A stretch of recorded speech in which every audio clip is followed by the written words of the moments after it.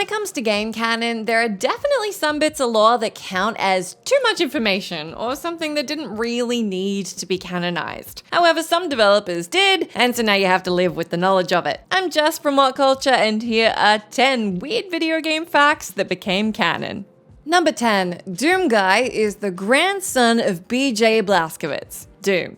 Doom and Wolfenstein have plenty of similarities, the main ones being that they're both owned by Bethesda and that they both feature acts of extreme violence committed against an army of evil bastards. However, that's not really where the similarities end. In fact, thanks to the input of Doom's legendary creator, John Romero, the two universes aren't simply alike, they're identical. In one of his interviews, Romero has confirmed that Doom Guy is actually a descendant of Wolfenstein's original protagonist, B.J. Blazkowicz, and the events of Wolfenstein precede the demonic apocalypse on Mars. This means that not only is Doom Guy a part of an entire bloodline of angry and violent butt kickers, but he also comes from a universe where Nazis have taken over the world, and the Mars colony might have been a project of Wolfenstein's Third Reich. Romero and his team have actually played on this revelation a bit in the past, leaving hints about the Nazi world of B.J. Blazkowicz in Doom, for example, by remodeling one of their demonic enemies to look like the Harbinger of Doom from the original Wolfenstein. A world of demons and Nazis. No wonder all the Blazkowicz family is so angry all the time. Number 9. Sonic doesn't wear socks. Sonic the Hedgehog. Sonic the Hedgehog is a franchise that collects weird canonical trivia like a bored 10-year-old collects Pokémon. You have your classics like Sonic's unconditional love for chili dogs, or that Sonic's name is Ogilvy Maurice Hedgehog. You have Archie comics to thank for that one. However, of all the odd and unnecessary things the developers have revealed about their anthropomorphic cast over the years, it's probably this one truth bomb from Sonic's creator, Naruto Oshima, regarding the blue hedgehog's shoes that's one of the weirdest. When one of the fans asked Oshima over a tweet if the white part of Sonic's iconic footwear is socks, the creator replied that it's all boots. Yep, if all these years you thought Sonic rocked a pair of red sneakers with some thick socks underneath, it turns out they're actually a pair of tall rubber boots, with their top parts being folded into sock-like cuffs. Did you need to know this? No! Is it something that you can't unsee? Absolutely. But maybe it's best to cut the topic here. After all, the internet has already had too many conversations about Sonic's feet already. Number 8. God of War is canon. Shovel Knight. When you think of Kratos, do you think of the famous god killer who travels the world ridding it of ancient pantheons?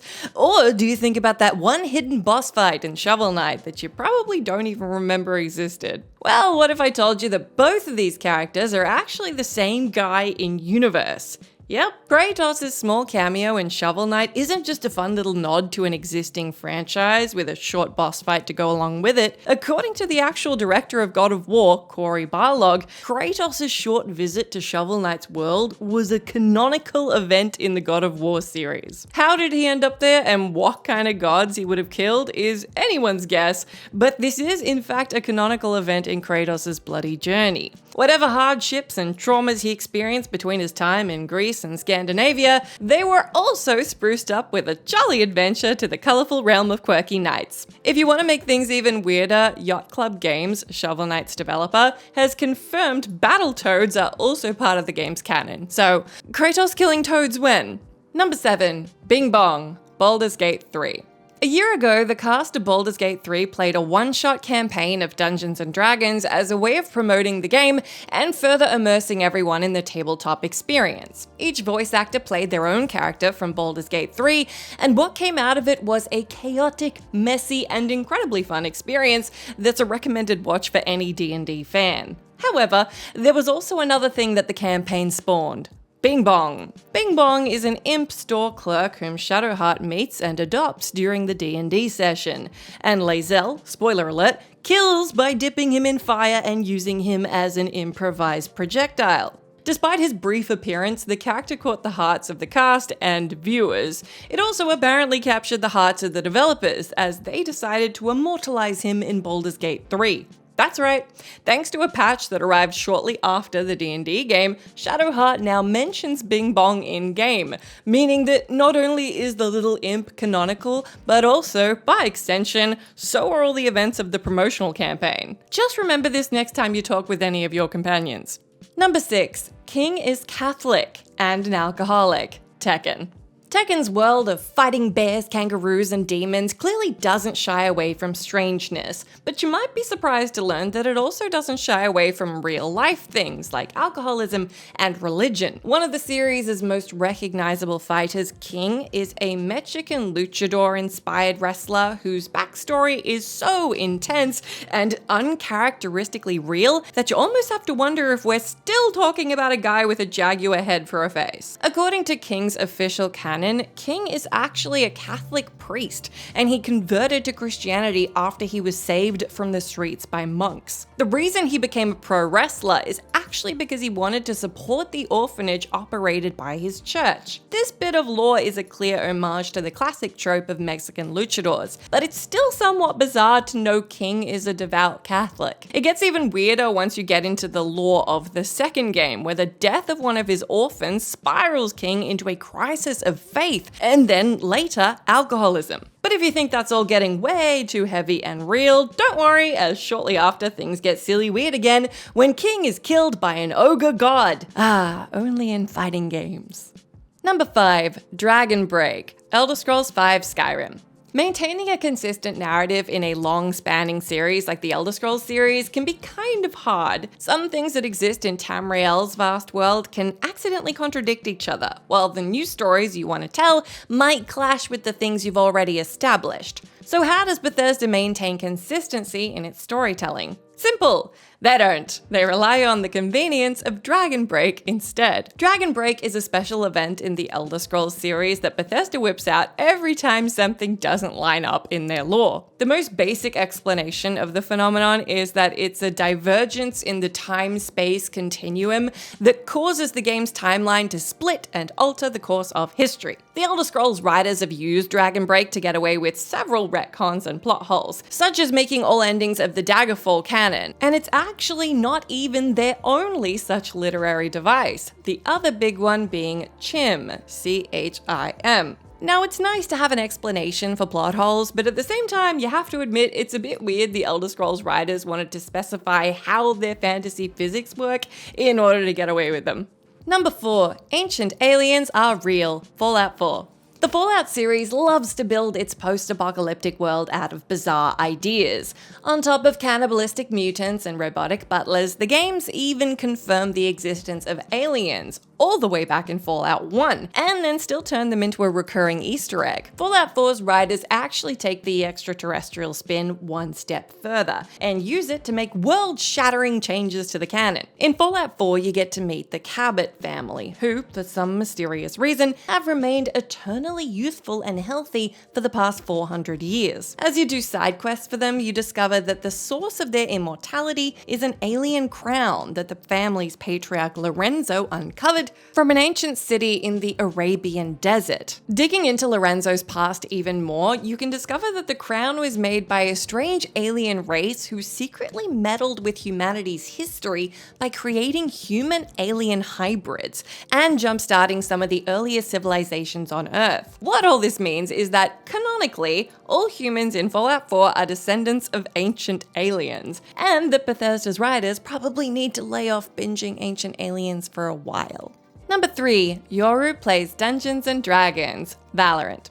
Although Valorant's story happens outside of its Counter-Strike-like matches, the game actually comes with rather expansive lore that often bleeds into the in-game voice lines of the playable agents. And sometimes the things you learn from those voice lines seem to actually contrast with the established storyline. Yoru is a Japanese agent who's known to be a ruthless lone wolf. He's an incredibly effective operative who takes his duties very seriously, and at the beginning of his work for Valorant, he'd even consider his fellow agents as unnecessary obstacles on his way to accomplishing his mission. With a personality like this and a backstory that paints him as a former thief and a callous killer capable of taking down 20 people at once, you'd think Yoru wouldn't be caught doing anything lighthearted and or silly. And yet, With the introduction of Clove, another agent whose one specific hobby is playing Dungeons and Dragons, it turns out Yoru is secretly their partner in role-playing games. A dialogue between Yoru and Clove reveals that Yoru frequents Clove's Dungeons and Dragons games, and apparently he's quite tardy as well,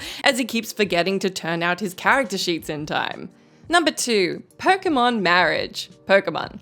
Anyone who's bothered to read the Pokédex knows that the Pokémon series loves to include some really bizarre, if not downright horrifying, facts about the pocket monsters. From child kidnapping Drifloon to Kadabra apparently being a human boy who turned into a Pokémon, each Pokédex entry is weirder than the next. However, the single most disturbing thing Game Freak felt the need to specify about their happy, family-friendly world doesn't actually come from the Pokédex, but rather a library in Pokémon Diamond and Pearl. In the Japanese version of the game, one of the in-game books in the library states that Pokémon and humans used to be able to marry each other in ancient times. Yep. According to Game Freak's official game, you and your Squirtle would have been able to join each other in holy matrimony. Now, the book mentions marriage between humans and the more humanoid Pokemon, like Machoke specifically, but it's still a somewhat disturbing thought, given they can only say their own names. It's probably why the English translation changes this little tidbit of information about Pokemons and humans being indistinguishable back in the day. But it doesn't change the fact that originally the writers had a completely different idea.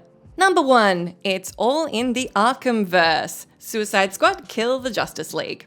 Multiverses are a slippery slope. On one hand, they allow for interesting retellings of well-established stories. On the other, they can take away from the gravity of things, as there's always another alternate world to go to should something go wrong. However, when it comes to the controversy of Suicide Squad kill the Justice League, it wasn't actually that they made multiverses canonical in the Arkhamverse, it's actually that they ignored this decision to make something far, far worse canonical as well. The single greatest outrage generated by the game wasn't Rocksteady's decision to make it a live service title, but rather that despite the easy decision to make all the deaths of the beloved superheroes a part of an alternate universe, they opted to make the events of the game canon to their Arkhamverse series. This means that all the incredible odds-defying things you did in the Batman Arkham games don't matter, as ultimately Bruce dies brainwashed on a bench and the majority of the world is destroyed by Brainiac's alien forces.